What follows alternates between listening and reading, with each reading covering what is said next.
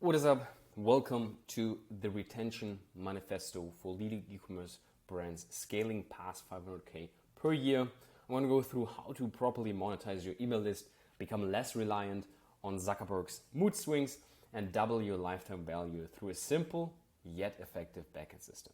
Without huge unsubscribe rates, no extra ad spend, and close to zero work on your end. By just using email, SMS, quiz funnels, and direct mailing campaigns properly. And this should be you. You should say, hey, I like money, and that's what you're here for, and you will learn how to actually make money with your backend. Video breakdown, you can see that right now. Only keep on reading if you want to learn more about the secret pop-up fixes that help some of our clients increase their sign-up rate by up to 458%. What the right email campaign cadence is, and why it's not what most people think it is.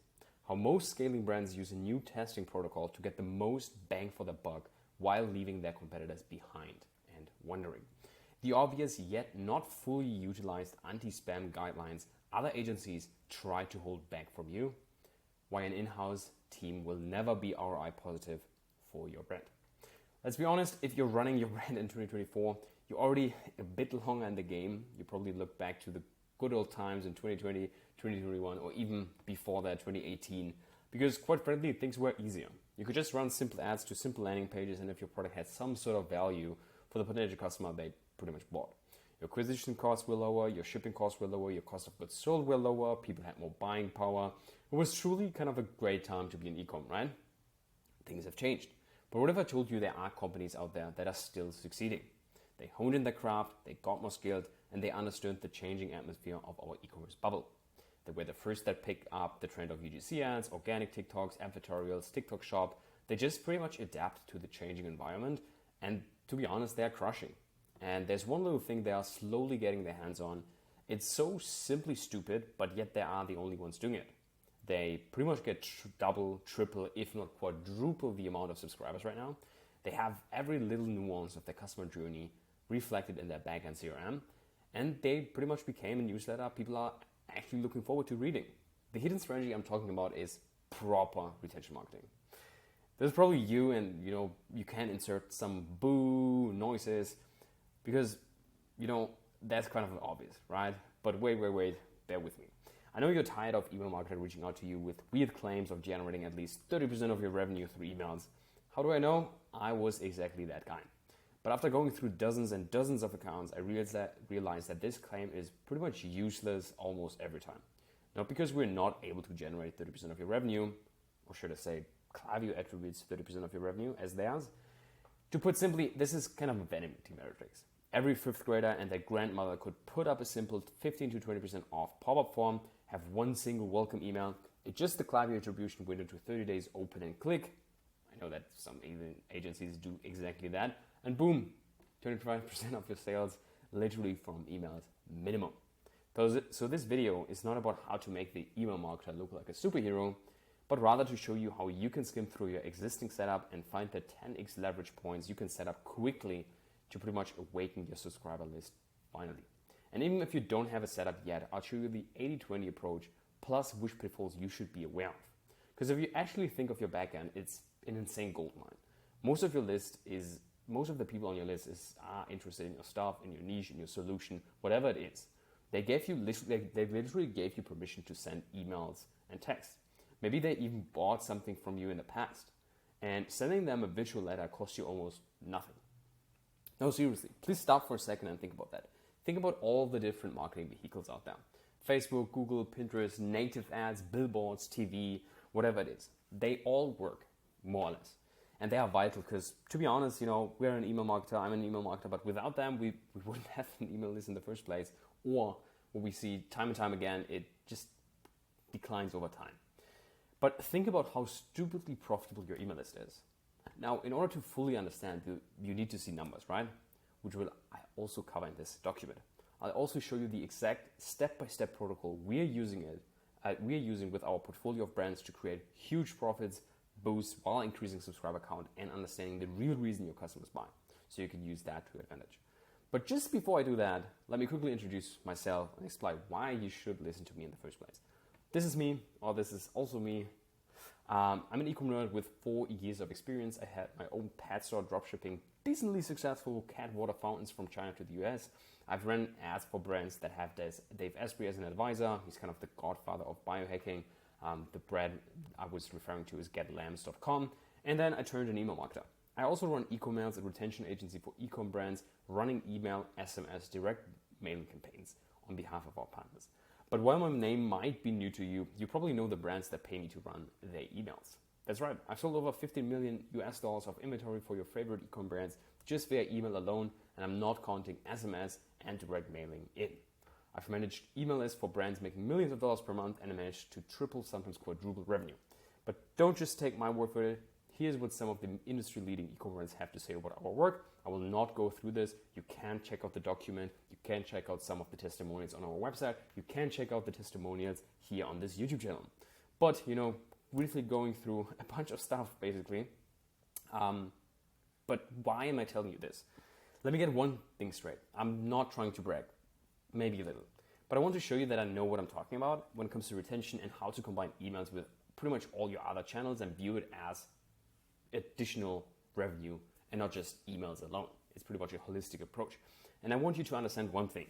In today's market, the one who gets the most bang for the buck, they win. Because your target customer is getting targeted everywhere. And if you take a look at some email stats, the amount of emails being sent is at an all-time high. It's so high that email providers like Gmail or Yahoo, they literally put guidelines that you need to follow because people just get too many emails. What if I told you that this is actually a great sign? Because if emails are at an all-time high, it must be working, right? So the only thing you should be scared of is not being able to stand out and not, fully utilizing the already working channel. Just take a look at your own email inbox. It's probably full of mediocre emails, with most of them either being too boring or simply landing in spam. And the main reason for that is quite straightforward. Brands either have a skill or a knowledge issue, or they simply do not have time for the backend. Even though they are mostly doing the right things, they focus on product quality, they grow steadily, they try to improve their creative strategy, they grow year over year. They might even have a basic email setup that was done 2 years ago when the CMO dedicated a whole week to it, and since then never took a look at what's going on in the backend, let alone A/B test it. If you're reading this, you probably already know that you should be doing the things I'm about to uncover. Every weekly catch-up, you quickly discuss your next ad hoc email, leaving no space for any strategic email campaigns angles based on prior performance. There's no analysis. There's not a single campaign scheduled in advance. There are no A/B tests, a content calendar mapped out with purpose in mind, or engaging email designs. To be honest, if you're a CEO, CMO, or marketing manager, you might be able to put this together for yourself, if that's the only thing you do. So that's the purpose of this email manifesto. As mentioned, I know how many things you have on your plate, and that the last thing you want to look into is Klaviyo's weird, ugly, outdated dashboard and flow builder just to spend 50 minutes of your valuable time to find the conditional split to A/B test your welcome flow header image. And this is probably you trying to set up a flow in Klaviyo. How do I know? Because most of the brands come with me and talking about that. You want results in the easiest and most effective way possible. So that's what we're here for. I will show you the simple 4 pillars we meticulously focus on. Everything else becomes a distraction. Like Bruce Lee said, I fear not the man who has practiced 10,000 kicks once, but I fear the man who has practiced one kick 10,000 times.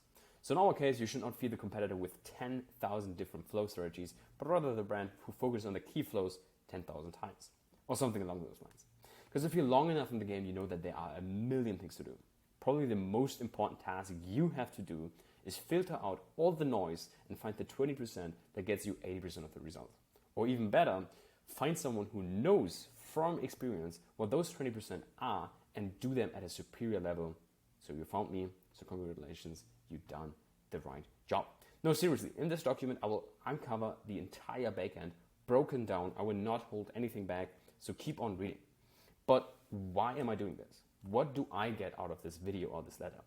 The reason is pretty simple, and it comes down to what Hermosi teaches. Hook them with information and sell them the implementation. Because by the end of this doc, you will realize, wow, this makes total sense. I will send this to and then you can insert any position in your company. They will implement it. Yeah, they will surely do it, like they did in the last 24 months. And every time you say that on a weekly catch-up, right?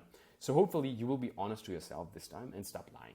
The setup is simple, however, it requires time and specific knowledge. So best case, you partner up with us, or worst case, you subscribe to my YouTube channel and keep getting filled with additional information. So down the line, you will come back. Pretty much the same result you get from a consistent campaign schedule. Wow. But why should you care in the first place? Let's be honest, ecom is not what it used to be, right? This is you probably, and you're looking back to 2022. Yes, it's blowing up. Less people buy from physical stores and are loving the convenience of online shopping, and the whole industry as a whole is growing year over year. And where you probably started your store brand with the end goal in mind to be cashing in on this gold rush, the barrier of entry got lower and lower. AI, TikTok Shop, Shopify for $29 a month, dropshipping agents from China. I personally know stories from people who are not legally allowed to drink alcohol or start a business, and they run up stores into the millions a month.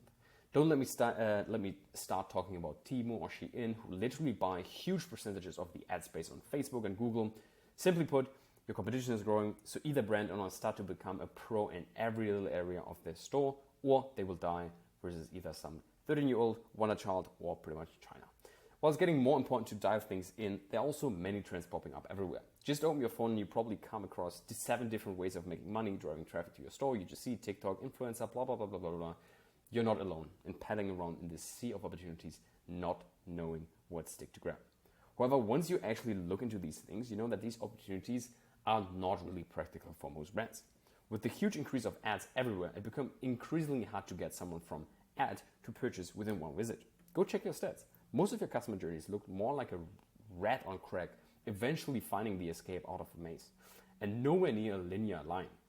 Most founders think off. There are a few reasons from that. Rising CPMs, decreasing purchasing power, increasing of customer doubts due to more and more scammers, increased competition, whatever you name it. So what do we actually learn from that? We need a way to advertise that is aligned with the non-linear customer transaction path. It's kind of the same as the rule of 7, if you remember that. It says that the customer needs to see you at least 7 times until they trust you. So this can get quite expensive if you run ads to get some from cold to retarget to get them to see you 7 times, right? Which eventually leads to super high cost of acquisition, just not making sense with your cost of goods sold and profit margin. So all your hard work ends up with almost nothing in your pockets and Zuck being able to start having a late puberty grow up. The same brands that do everything they can, signing new ad agencies every 2 months, paying dubious influencers for one story post, or trying to make Pinterest ads work, they spend 5 figures a month throwing shit on the wall trying to hope for something to stick. These are the same brands that let their intern set up 1 or 2 ad hoc email campaigns a week at maximum, updated the flows, if at all, 2.5 years ago, did the last A/B test 2 months ago, they tested the subject line, and they blast to their entire list, resulting in open rates lower than Arnold Schwarzenegger's body fat percentage in his prime. Instead of opening their eyes, realizing they have a full buffet of the best food in front of them for free, they try to go for the 7th hunt while hunger to their bones, hoping to find something to eat. And to be quite frankly, I don't blame them. I used to be the same, trying to look for something sexy, something exciting, something once cracked can fulfill my dreams. But the truth is, some things are so reliable and profitable, it's irresponsible for your staff, your family, your customers, and yourself not to focus on it. Obviously, I'm speaking about email marketing and the whole idea of your backend. Well, it's so simple and it's the thing that is overlooked the most of the Klaviyo accounts I audit. Let me ask you one question. Would you rather spend more money on marketing to people who have no idea who you are and are not looking for your products at the given moment, or you spend less money and advertise to people who know, like, and trust you, who's shown interest in what you're selling in the past? I'm not telling you to just do emails. That would be dumb, because all we do as an email marketer is build the foundation you set for us up through paid. What I'm saying is that you shoot yourself in the foot if you waste all the money and all your focus by throwing it into cold traffic without having your backend set up, running, and optimized. So this is probably how most brands operate through, even though it's 2024. I'm also not telling you you can't scale profitable without this ever I'm about to share with you. All I'm saying is that things will get so easy once you understand how you can remarket and cast your cost per acquisition at low cost. I don't know about you, but I would rather prefer to scale profitable while things are easy instead of turning my life in hard mode just because I simply ignore emails. Okay, cool. So by now you should understand the power of emails, see why a simple email setup just doesn't cut it, especially if you're doing volume. You maybe trust me a little bit, and now you know the purpose of this video. I hope by now you know that by keep listening, you're onto something. It's the same feeling going through YouTube and finding those 1 billion company CEO interviews with like 542 views and not even gaji highly edited monkey brain frying animations. If you're looking for that, please stop. This won't happen. We're here for the sauce. So let's start. The only 4 pillars you need. If you want to skip the next passages sharing the entire strategy, here's my secret. I solely focus on the following 4 pillars, but at such a high level, things get stupidly profitable for brands. So what I mean by that is I focus at campaigns, flows, deliverability, and lead gen. And that's pretty much it. If you're able to maximize every aspect of those 4 things, you're at a very, very comfortable spot a lot of brands would like to be in. If we do the inverse, we understand where most brands are. They send too few emails, they have a basic flow setup from 2 years ago, landing in spam and having a 1.5% pop-up sign-up rate. Now imagine yourself in the following dream scenario.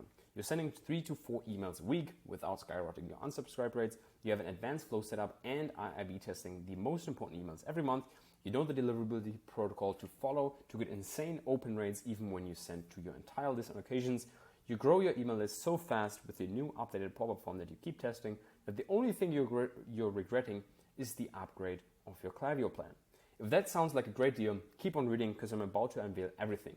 Things that you should, shouldn't, and avoid doing. But before doing that, let's cover a few belief systems most clients have prior to working with us. Those belief systems are often not really helpful to maximize results. So in order to grow and in order to go through all the pillars and actually understand the foundation of what we're going to cover, you might need to understand why. I'm going through all of them a little bit, but not one by one, because there are simply too many. So let's start with the common myths around emails. Send more emails and do basics, send more emails and do basics. The bell curve meme, we need to adjust every little detail and A/B test everything. As I said, A/B testing is wonderful, but let's A/B test the basics and not every little detail. The first one, I don't want to spam my subscribers. I think that's the most common thing that I get. First belief, we definitely need to break down. First of all, who says that more emails equals spam? As long as you sell something, keep them kind of entertained and have some sort of value proposition to your emails, people will love it. I go as far as saying that if we're sending less emails, we're more likely to get marked as spam because people simply forget about us. How many times have you checked your email inbox and you're like, who is that? Why is he sending to me? And that is a brand that you literally bought from like 2 years ago and they haven't done any emails and now they're starting to send stuff. That's not the best ideal structure. So just to get one thing straight, people are already getting a shit ton of emails. Like literally, your email inbox is full as well. So you're not the only email that they subscribe to. So the likelihood of them perceiving specifically you as a spammer comes down to the type of emails you're sending and not directly the amount. Even though we still have to put flows and campaigns in something that makes sense so people do not get 4 emails in 1 hour, and even if someone views this as spam, they can just simply unsubscribe. In the end, we want people on the list who love reading our stuff and are interested in our products. The number of email subscribers is not really relevant. It's more about how many high quality leads we have. So losing a few subs here and there is fine and can be rebought through paid with the additional revenue we do through sending more. Does that make sense? I would probably say yes. Second myth, every email needs to be perfect and 100% on brand. I can totally understand that if you are the founder of a brand, it's pretty much like your baby. Every little thing needs to be aligned with the big picture, right? However, once you're running this type of volume on emails, you will realize it's simply not possible. And more importantly, it's not necessary to have everything 100% aligned. Because the halftime of an email is very, very short, which means if we send a totally unbranded email, in like 1 week, no one will open it anymore because it got lost in the sea of other emails in the inbox. So the goal is to move with speed while obviously keeping branding in mind. I'm not saying you should completely forget about congruency of efforts with the other channels, nor am I saying screw all, we do our thing on emails and just go. I'm just saying, 2080 applies here as well. Third one, let's rather send fewer emails, but better.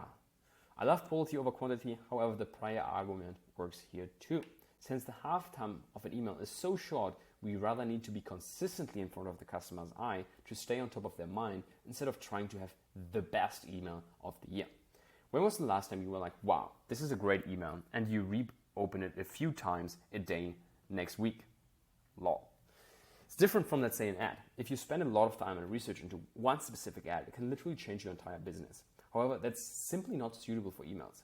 We are running here for consistency over perfection.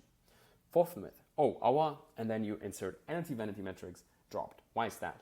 No matter what you look at, all metrics can be manipulated. Let it be open rate, click-through rate, percentage of revenue from Klaviyo, you name it. So taking a look at one metrics only without having context does more harm than good. Let me give you a specific example. Let's say we're sending to the engaged 90 days list. We're having a 55% open rate with, let's say, 55,000 people opening. Now, since we have decent open rates, we decided to broaden it up a little bit to see the impact. We now send to the 100 days engaged. After a few cents, we see our open rates drop to only 45%, which is a drop in 10%. What could happen is you message me on Slack saying, Lucas, why is our open rate dropping? We went down 10%, what's going on? But what you're not paying attention to is that the amount of people opening our stuff went up to 55,000, resulting in 10K more people opening our stuff. Since the open rate, most likely the click-through rate dropped too, but we got around 500 more people clicking through.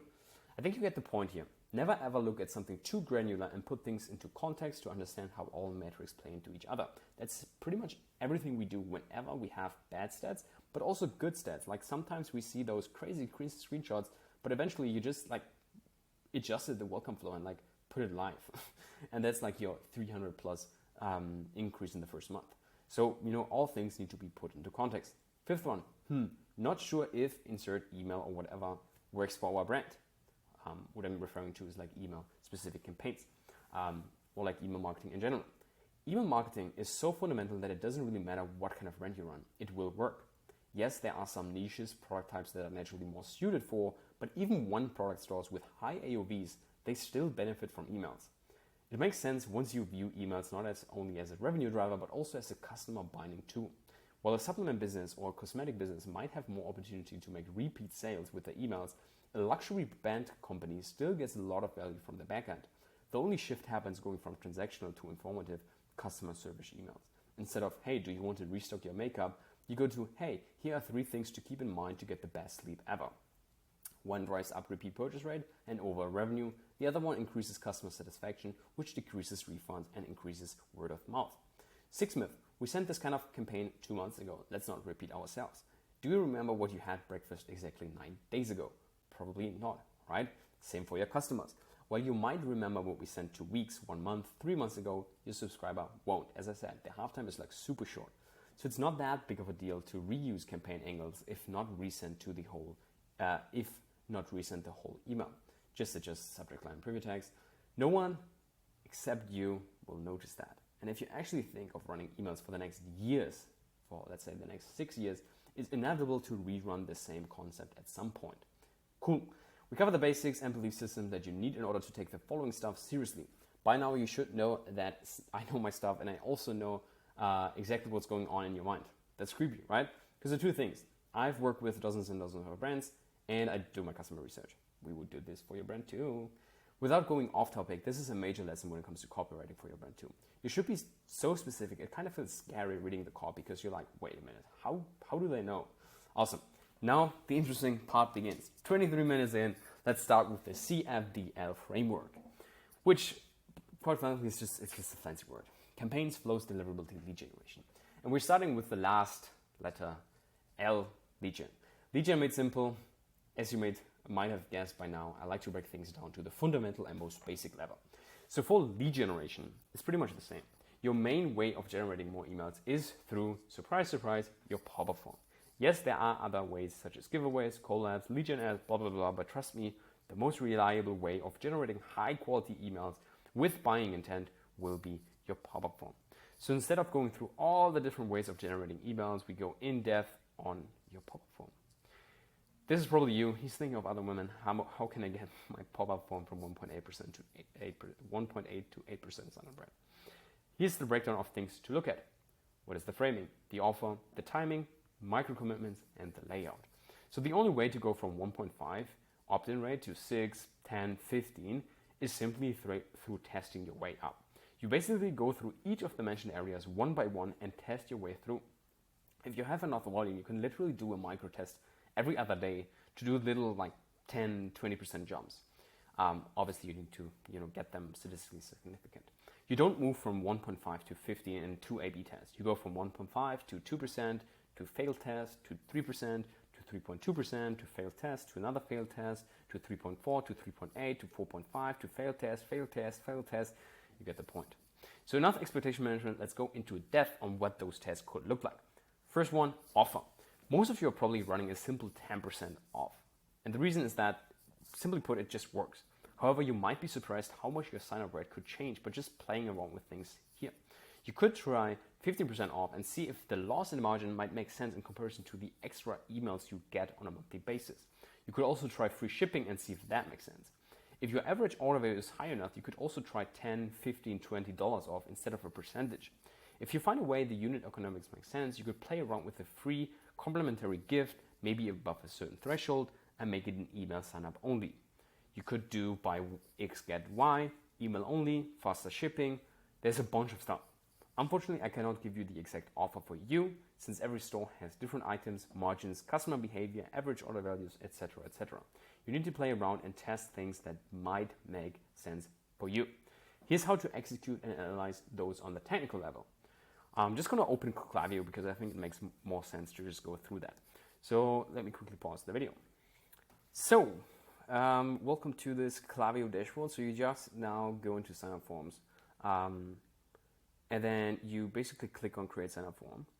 And then what you do, you create a new sign-up form, and then you just, whatever. You can take a look at my other videos to go over how to set things up. I'm just going to do with pop-up form, but I want to show you because it's a little bit complicated to play around with like different offers and stuff. So what you do is you create an A/B test, and then you pretty much do like offer 1, offer 2, and then you create the test, and then on offer level 1, you basically, into the call to action button, you simply click on add property, and then you click on offer, or you name it offer, you can name it whatever you want to, and then select value, offer, create offer, and then the value should be 10%. That's pretty much enough. You can call the other name, the other offer, the other property, but this is basically how to set up the property. And then based off the property, you do the following split in the welcome series. Just go into the welcome series, and then let's say hypothetically we go here, and then you go here, and then you basically create a conditional split with property about someone.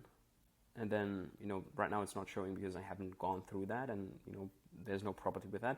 But you basically select your dimension, which in that case was offer, and then you do equals, and then you do the dimension value, which was 10% off, and then you click on save, and then the yes path is basically 10%, the A version, and then the no path is the B version, and you simply, set up different emails here, and then that's the way to set it up in the backend. Awesome. So variation A, offer A with added property leading to email A with offer A, blah, blah, blah. Done. Just do it simply one welcome email flow. You don't have to do adjust the entire backend, because what we're testing, or what we want to do is we want to test fast. So in order to, do testing fast, you just want to adjust one simple email.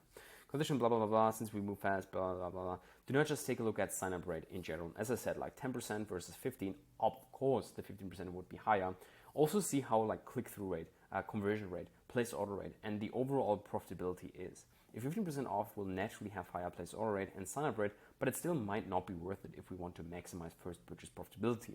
If you just take one thing from this video, it's to never ever take a look at a singular metrics. Always put things into the whole context. Let's talk a little bit about the next thing, which is framing.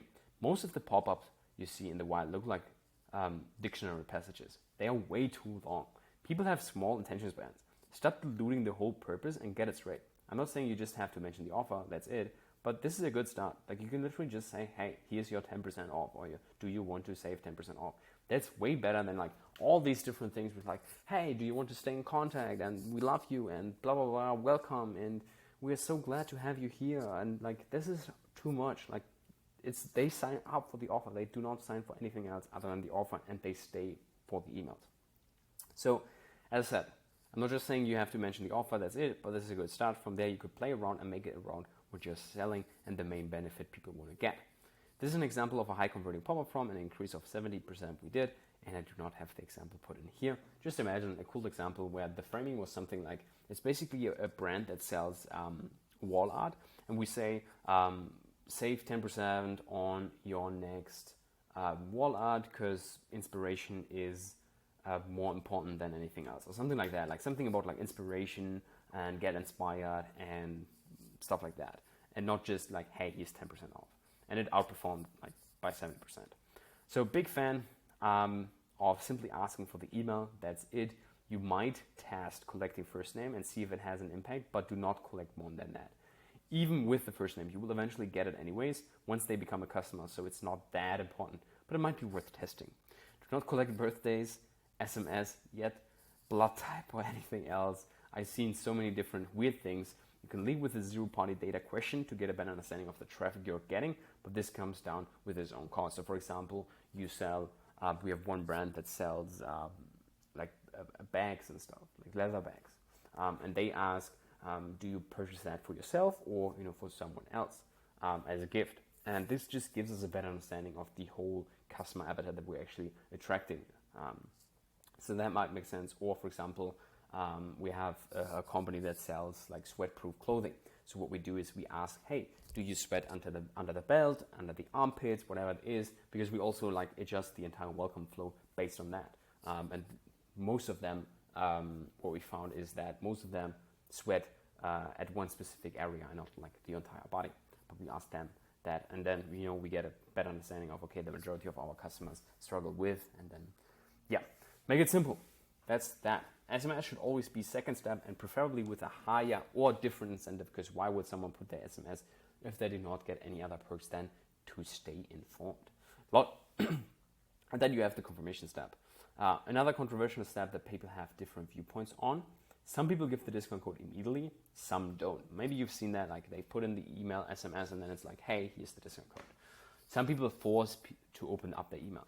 I totally understand both points. We want to make the customer journey as smooth as possible, and exiting your page to open the email inbox is definitely not the ideal way. However, here's my thought process. It's not just to make us look better by forcing Klaviyo to attribute the sales. It's mainly because it's the first touch point with a completely new email address. And we all know how picky Gmail, Yahoo, pretty much all the other email inboxes are getting. So in order to keep deliverability as high as possible, we want to make sure people open our emails, especially the first we send to them. Because if you view it from like an ESP perspective, this is this one brand, and they keep sending emails to inboxes they haven't interacted with in the past, and all those inboxes, they do not open this email. So what do they think? They think, oh, they are probably spamming people without consent. Not a good look, right? However, as I said, I can totally understand both ways of arguing, but this is what we do for our clients. Pick your poison. Timing. People love to overcomplicate timing and put too much attention to it, in my opinion. Here's why. Naturally, you will see the following. You put in on page load, you get the most volume and probably close to the lowest amount of sign-up percentage because it's on page load. Never do this. However, if you do it at like 25 to 40%, you already get people who are already hooked by the page and product. Therefore, the quality is higher. You might have lower volume, but the sign-up percentage will most likely be higher. So what we want is something in between. By the way, all of this impacts your click-through rate, open rate, and place order rate on the emails in the welcome flow as well. This is what I mean by understanding the metrics within each other and the whole dynamic of your emails, your pop-up form, when does it pop up, and also the stats in general after that in the backend. So what we want is something in between. We want good quality traffic with good volume without hurting the whole customer journey. Most of the time we start testing at 8 seconds and around 20 to 25 seconds, and then we play around and analyze the stats. As mentioned, it's not that important.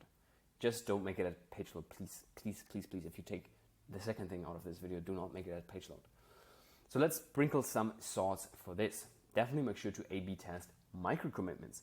The strategy basically comes down to people being more likely to take a specific action if they're already committed to it, and these commitments can be as small as clicking a button with a yes to a 10% offer.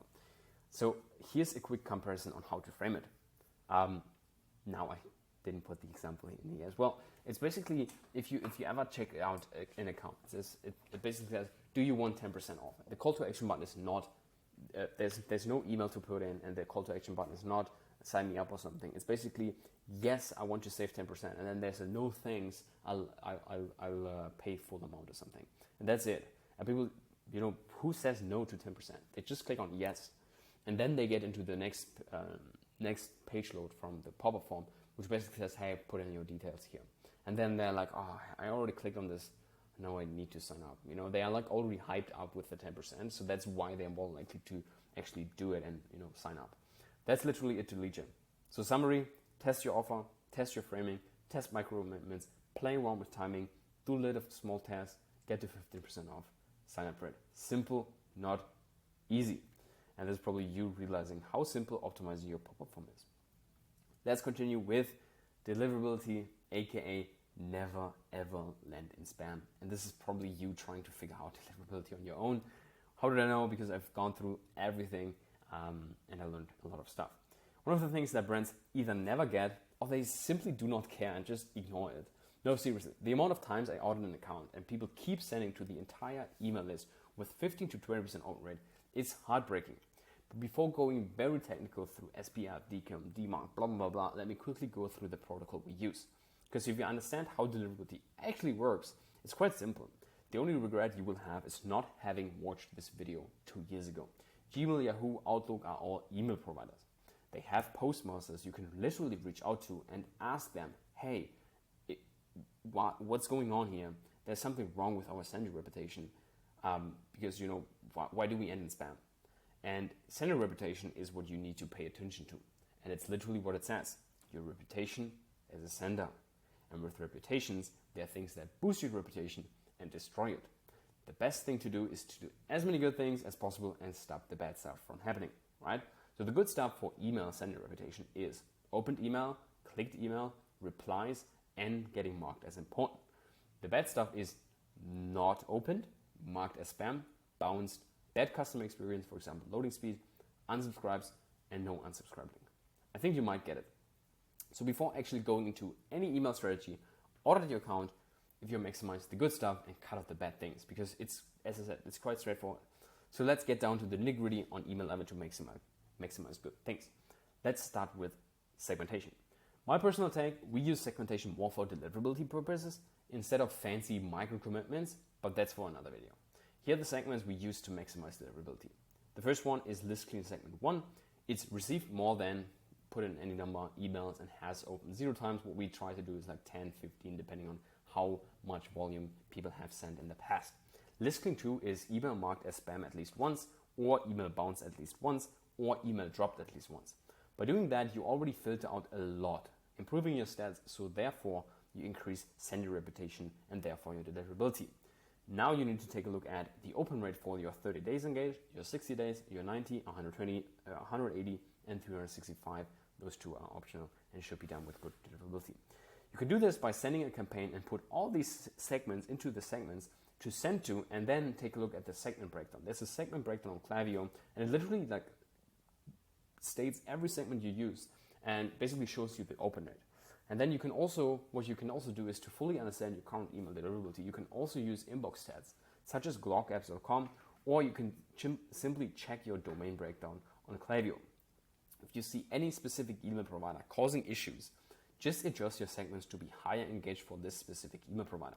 So what you can do is, for example, let's say you check your email, your domain breakdown, you see, we have a 30% open rate on Hotmail while we have 60% on Gmail. There's probably something wrong with Hotmail, and Gmail is fine.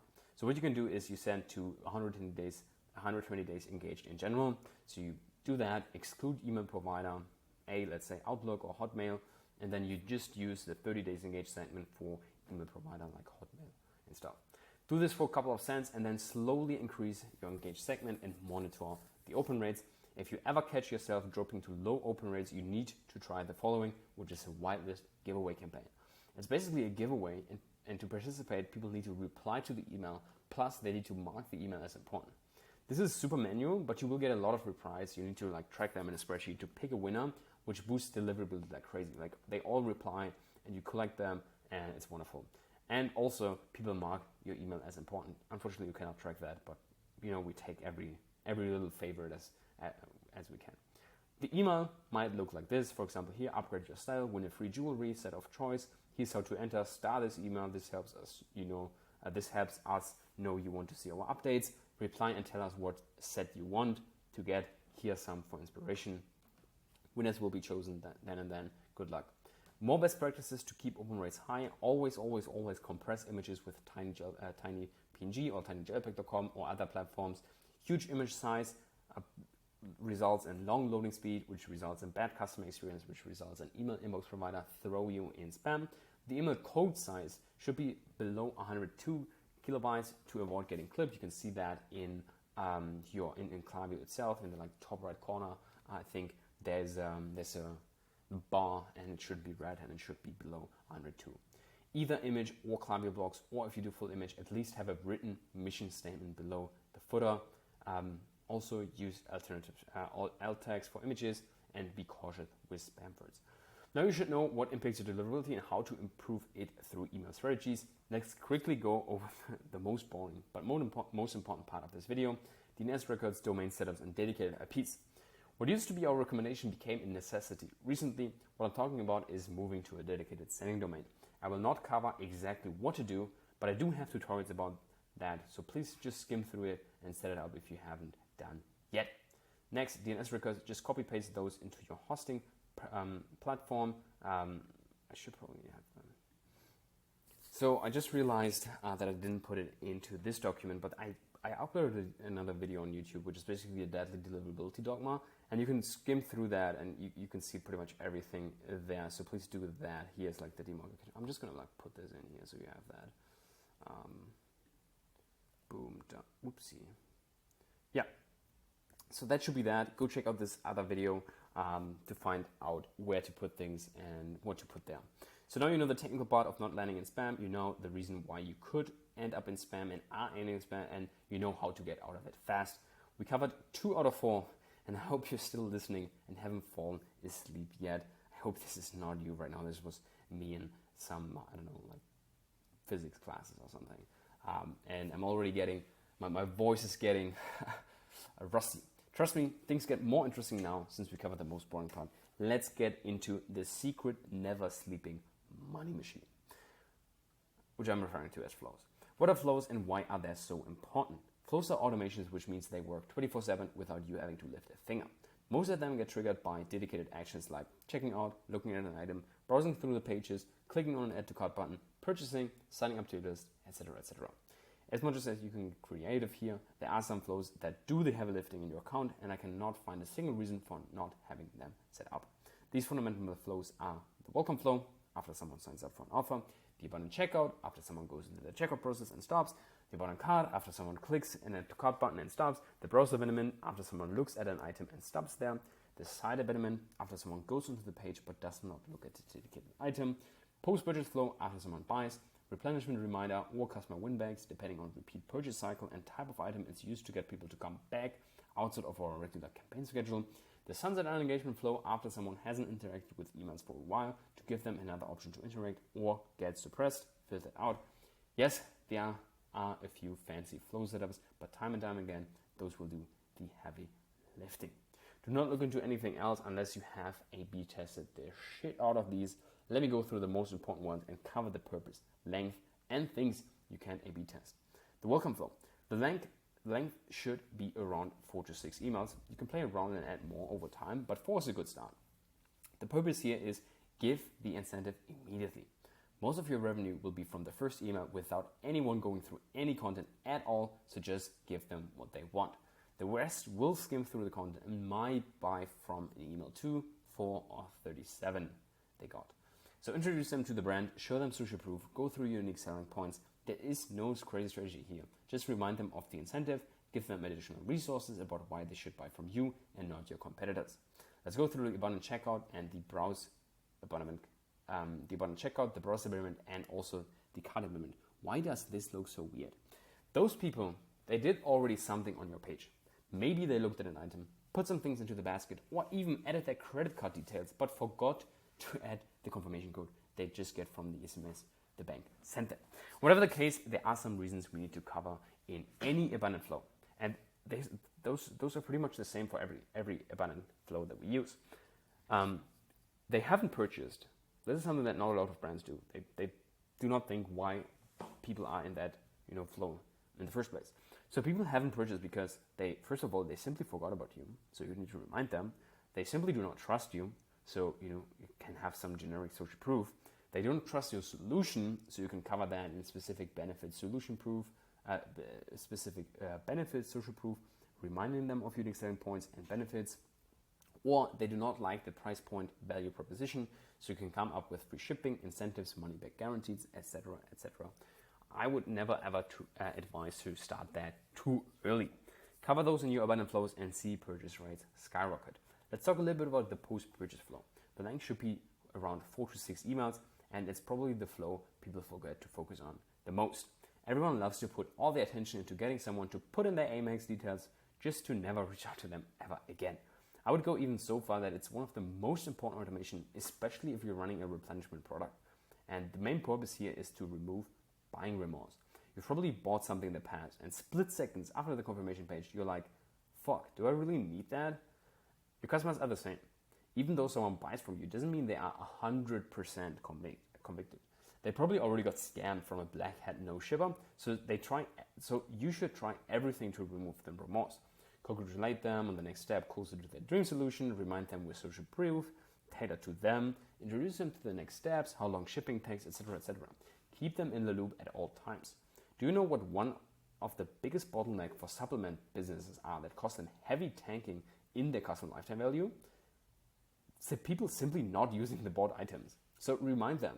In general, try everything to give people all they need to actually use and get most value of their stuff. Make it so stupidly simple. Show them instructions, video guidelines, tips and tricks, whatever the case. Use emails to help them with their satisfaction. At the end of the flow, you can always add a little incentive to get them to buy again or buy for someone else, family members, friends, gifts, whatever it is. Now, let's go through some misconceptions about A/B testing and show you how much additional revenue you're losing simply by not testing long enough levers in your automation setups. Here's our list, proven from running tens of thousands of tested email sends and revenue generated of things to test without having to spend hours and hours on adjustments. Here are the things: timing, subject, privy text, formatting, layout, copy, hero image, selection all. When it comes to the emails, you can test everything, but here's what I would do. The first welcome email is the most important email. And after that, pretty much all the abundant flows. And most importantly, the first email of those flows and the first email of the first incentive. The reason is that those naturally tend to stand out and perform the best. So why not focus on what's already working and make it better instead of trying to come up with any complicated new flow? Life doesn't have to be complicated. There's some additional things you can think of about what they need to put into context, and not every brand might benefit from them. Examples are you can have dedicated browse and add to cart flows for specific hero items. You can have optimized post-purchase flows on typical basket hero items aligned with average time between orders. You can have immediate upsell based on hero item. You can sell more of the same, or additional up and down sales with complementary items. Think about like hair oil to hair clippers, scrunchies, shampoo, etc. All these might work, but we want to keep the main thing here. Even just by simply adjusting and committing yourself to the mentioned changes and strategies, you have enough work for the next 2-3 months. Trust me. All the different flows give us a really, really solid foundation. They work pressively without you having to do anything, and they collect dollars and dollars and dollars at ease. But what happens with the majority of people on your list that do not trigger any flow, or with things that are more time sensitive like sales, product and launches? That's our next pillar, the dark truth about email campaigns. And then this is me saying, hey, let's send more email. And this is you like, oh no, please don't. Campaigns are almost always overlooked, and there are so many flaws I've seen over the last 4 years of auditing accounts. And I'm pretty sure you do at least 2 to 3 things wrong, so make sure to stick till the end. If you're like many brands out there, you would love to getting more sales, especially without having to spend extra money on ad spend. But as covered previously, there are some limiting beliefs holding you back right now. Once cleared up, there's a lot of money to be made. The most common questions, which are tied back to those beliefs that I previously mentioned, are how many emails do I send per week and what do I send? Let's cover the second one first. Unfortunately, I can't answer it for your brand specifically, but we can go through some generic ones and then pick a common brand and brainstorm together. Like with ads, you can test content angles without any extra cost and see how those convert click-through rate-wise and place order rate-wise. The good part with email, there's literally no loss associated with any test. You can just simply, because you don't pay for a simple send. That way you can test angles, copy frameworks, offers, whatever you want. You can just test it way faster. With some clients, we use our emails to validate something that they want to test on paid traffic. If they're still converting with their existing audience, it might be worth testing on cold. Here are some generic angles: founder story, team picks and why, mythbuster, category breakdown, offer testing, personal plain text email, social proof, unique selling points breakdown, story of one specific customer ICP and how they finally found the solution, blog article sharing, value contents, guides, helpful resources, ICP adjusted content, the real reason behind things for your product, what kind of results people can expect and why, how long does something take to get results, common misconceptions, objections handled, frequently asked questions, all of that. As you can see, there are so many things to cover in emails that you should never ever run out of ideas. But what if we literally ran everything imaginable? Then just restart and go through the working angles, improve the copy, test new visuals, do everything you can. People forget things very, very fast, as I said, even though you can still remember the campaign you sent 2 months ago. But what about the breakfast you had 5 days ago? As I said, you probably, nothing is ringing. Your customer's email is full. The last thing they do is remembering any of your campaigns to then wait for the moment you reuse the angle, just to message your customer support team. Well, so don't be afraid of reusing angles. Sometimes if the schedule is tight and we want to send anything out, we might resend the same email to the list, just adjust subject line private text slightly. And guess what? It still slaps. Let's take a look at, let's pick an example, Athletic Greens. They mainly literally sell one item. So you might think it's going to be hard to come up with ideas, right? So let's brainstorm together. We can talk about the perfect morning routine. You can talk about the favorite athletes using AGI to maximize their results, feature different entrepreneurs, athletes, different ICPs. You can talk about the scientific background. You can talk about the questions most people have. You can have an offer. You can break down the ingredients. You can break down one ingredient as a close-up. You can go through the background story. You can go through the reviews from customers. So these 9 different campaigns, which are it's literally like a month of content. And that's what I came up in like 3 minutes of silly focus. Imagine what you can come up with for your brand if you just focus 25 to 30 minutes, deep work block once a month, or let it be 15. It could literally be one of the highest ROI tasks every single month. Next, let's talk about cadence. I don't want to spam my list. What brand owners think happens when you send more than one email a week? Understandable, however, as long as you're not sending and resending the same boring stuff every single day, your subscribers should look forward to opening your emails. So the only question is not how many you want to send, but rather how many can you turn over. Just kidding, even though I'm not. A decent campaign strategy starts around like 2 emails per week minimum. And it goes as far as 4 to 5 emails, if not every day, with various content, drops, sales, etc.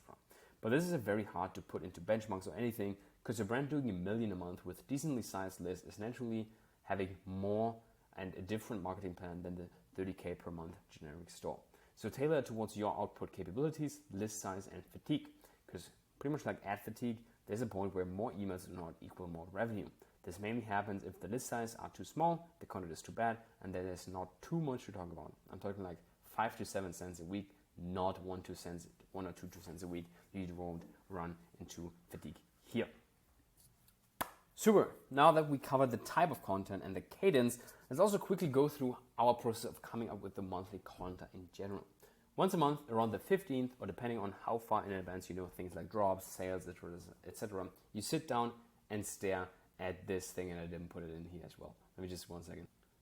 So you pretty much stare at this thing, which is basically a calendar, and then you can just like come up and take a look at it and plan things ahead, because what you want to do is you want to map things out, each and every cent, and have it equally proportioned the time between the cents.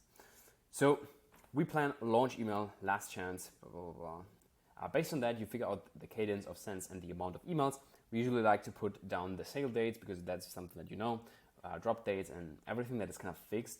We plan launch email, last chance email, and a potential hyper before and some reminders if the sale is a longer one. We try to map out each cent through the week with the historically better converting dates as our focused sending dates. Now that we put those things up, we just use evergreen campaigns like the ones I mentioned earlier and fill those in to fill up the rest of the month. Boom, done, time to make money. Wait, I know I have an idea about what to send, but how do I actually put this into a campaign? Damn, I really need to spoon feed you everything here. Coming up with an email is quite easy. You got the subject line and the pivot text, you got a hero image, you got a body, and then you only need someone from your team to go through these things. So the subject line is pretty straightforward. It just sells basically the open of the emails, everything that you see when you're in your email inbox. The pivot text is what happens next. And then if you actually took a look at some of the competitors or some of the emails that you get, you always have kind of a hero image. It's basically containing a short copy as a headline and a call to action button. The body, you have a bunch of creative freedom there.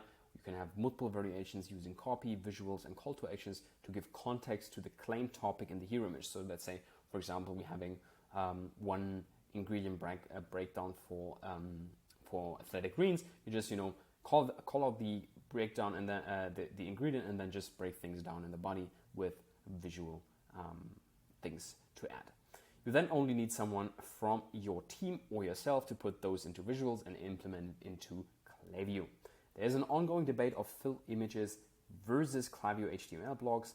Full image emails are easier to put together and keep design aligned. However, most of the time it does lower deliverability. Whoever tells you it doesn't simply has no idea of what they are talking, or they simply want to keep things as easy as possible for them. Because for agencies, it's quite simple to put up a Klaviyo, to put up a design instead of using the different Klaviyo blocks and stuff. You also have the opportunity to do every little thing in the Klaviyo builder, but I think that looks ugly and takes a long time to do. So we prefer a hybrid model here where the hero image is an image, and then the designer has full creative freedom to either choose images or preferably elements within Klaviyo. That way we have the pros of both sides. But I wouldn't overcomplicate the step, just pick whatever works for you and not round things up. To round things up, let's quickly cover a topic that is usually often gets overcomplicated. Segments, as previously mentioned, you should use your segmentation rather for deliverability purposes, so adjust it to maximize open rates while keeping opening recipients as high as possible. Just use any engaged segments you want, and also use the list clean segments as I mentioned, plus a list clean segment 3, which is basically last 7, 14 days purchases. Pick something between 14 and 30 days last purchases. We also like to tag people that are in the flows to then exclude them to avoid heavy setting volume for them, but that's a personal preference and can be adapted. That's pretty much it. So the only reason, one thing that a lot of people love to talk about is hypersegmentation. So the only reason to hypersegment is to maximize volume without burning certain subsegments of your list. You could split between buyers, non-buyers, VIPs, etc. But what kind of campaign would only be valuable to buyers and not to non-buyers, and vice versa? Most of your email campaigns are beneficial for everyone as long as your customer avatars are kind of similar for all products. If you sell horse supplements and human supplements, of course it might make sense to split these and have dedicated campaigns for each sub-audience. But let the rest rip.